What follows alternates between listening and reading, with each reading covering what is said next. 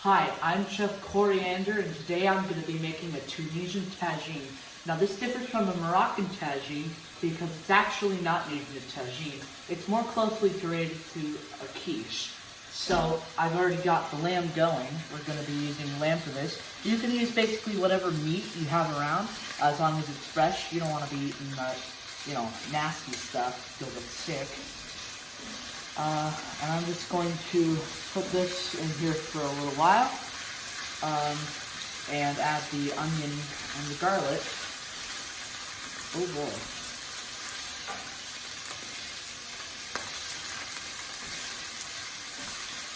You're gonna have to probably be careful because there's a lot of the oil going everywhere. So make sure you don't get that in your eyes, on your skin, or in your mouth because it hurts. It hurts bad. I'm going to add the onion. I have about a cup of chopped onion, white.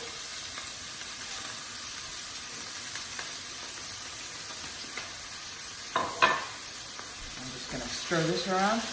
I'm going to wait until the onions get a little bit fragrant and translucent. That's when you might want to add the other ingredients.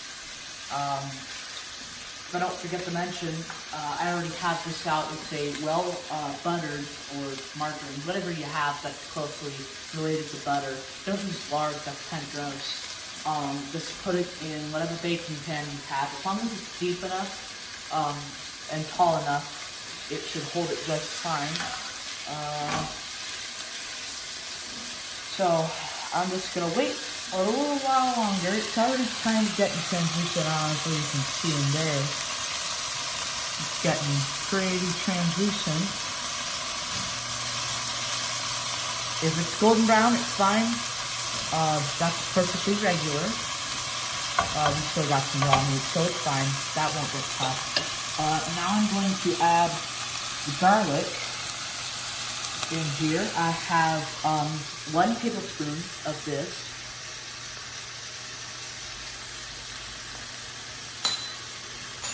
And I'm just going to mix this around so that it's evenly distributed.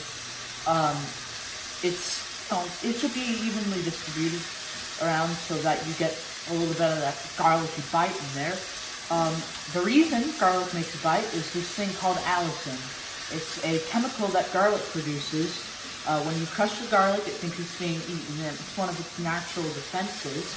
It produces allicin, and that's what makes it spicy.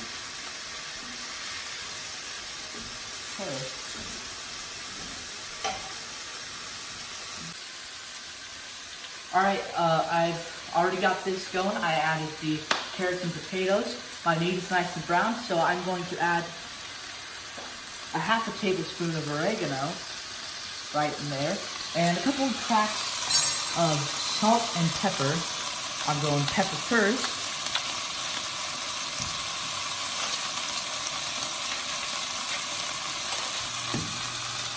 Just a couple. You don't want to over salt because too much salt is, not really tasty. And you should just stir that around so that it's evenly incorporated. And so, everything tastes about the same. You don't want a really good bite and then like a really horrible bland bite. Nobody really likes those bites. Unless you do, in which case, stop watching. And we're just going to keep stirring. And then I'm going to combine the eggs. Alright, so I've already got this done pretty good. I turned the heat off, so it's good with some residual cooking. Now I'm going to be, in this bowl, cracking 5 eggs. You want to crack on a flat surface. The reason you want to do the flat surface is because if you crack it on the rim, the shell actually kind of goes inside the egg. So it's better to get eggshell not in there. I've gotten a little bit in there, but hey, even pros make mistakes. Just going to crack the rest of these. Get on in here.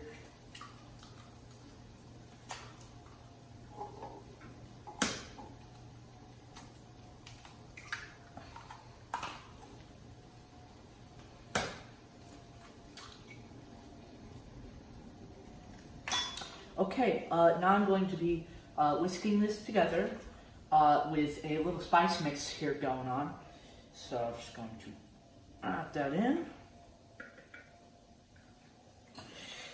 And I'm just going to mix and wait until it's evenly incorporated. You want your eggs mixed together so they're homogeneous. That's kind of golden yellow golden, kind of a goldenrod color if you can picture that. Now we're going to add a half teaspoon of baking powder. And I'm just going to whisk until that's incorporated. Make sure you scrape off whatever's on the inside. But, you know, you might not actually want to because we're going to be combining the meat and potato carrot mixture right into this bowl. I'm going to be adding some parsley. You can substitute parsley with some coriander. I'm going to mix that nice and in here. This is what's going to rise it. This is why it's more, you know, related to a quiche because it's made with eggs.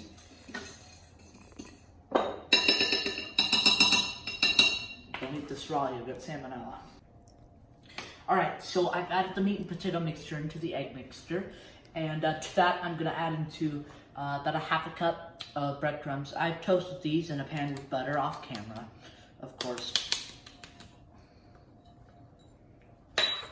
And then I'm going to add with that also, I'm going to add 1 cup of mozzarella.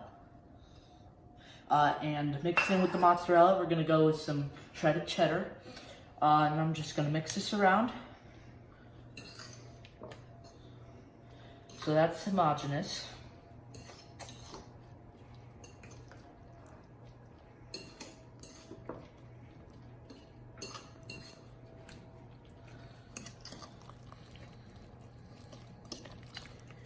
You know, I remember the first time I made this. You know, I messed up pretty bad. I burnt the meat and the potatoes, but you know, last time I made this was about 2 weeks ago, and since then I've gotten it pretty down. You know, just trying to try some loose ends with the mixture so that it's accurate, good for camera. So now I moved the, you know, pan closer, and I'm going to dump this entire mixture into this well-oiled, greased, butter, lubed up bacon pan. Make sure you get all of that in there. Alright, and I'm just gonna even this out. And then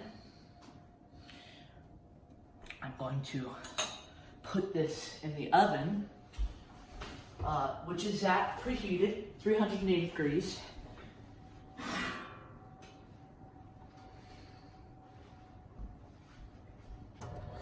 Most important thing, folks, don't forget to preheat your oven. It'll just take really long if you don't preheat your oven. That's like the Okay, my timer went off. 30 minutes, that's how long you want to cook this. It's nice and golden. It smells amazing, very cheesy. And we're just gonna stick a fork in. And that came out clean. If it comes out runny, you're just gonna want to put it back in the oven for a little bit. 100% clean, hot though. Alright, so this is looking pretty good. Clean fork test, perfectly fine. So now it's your turn. You get to taste it. That's your next step, and you're good to go.